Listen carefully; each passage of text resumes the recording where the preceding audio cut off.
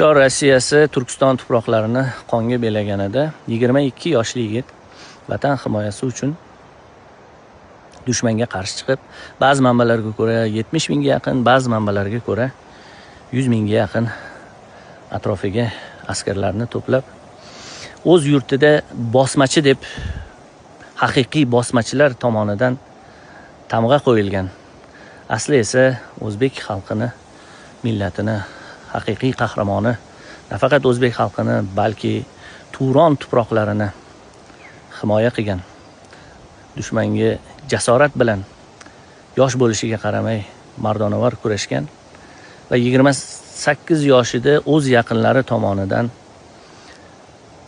xiyonat tufayli o'ldirilgan Muhammad Aminbek Ahmadbek o'g'lini qabrlarini ziyoratiga keldik. Qabr toshiga turing begim gunohlarini yuvaylik, bosqinchini ona yurtdan quvaylik deb yozilgan ekan. Bu qabr toshini Dadaxon Hasanov tomonidan qo'yilgan ekan. Bu qabr qardosh Qirg'iziston tuproqlarida Shig'ay qishlog'ini tog'lar orasida bu past tomonda bir soy bor. Soyning yonginasida joylashgan ekan.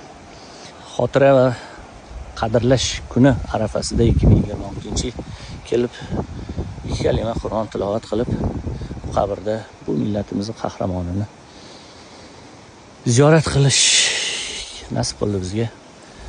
Kelmoqchi bo'lganlarga lokatsiyasini Telegram kanaliga joylab qo'yaman. Qirg'iz qardoshlarimiz baraka topsin. Sovet hukumatidan boshlarini sotib olishgan ekan.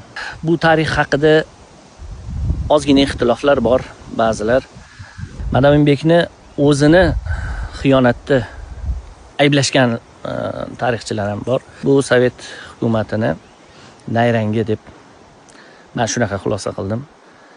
Yo'qsa yosh boshi bilan o'z xalqiga xiyonat qiladigan odam shunday kuchli dushmanga qarshi bosh ko'tarmagan bo'lardi degan fikrdaman.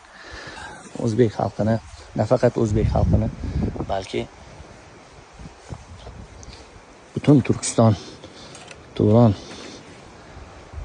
qahramonini qabrini hozirgi holat. Bu videoga like bosib, maksimal tarqatib qo'yinglar. Zora shu joylar ham obod bo'lib, odamlar ziyorat qilib, tariximizni bilib, haqiqiy tariximizni bilib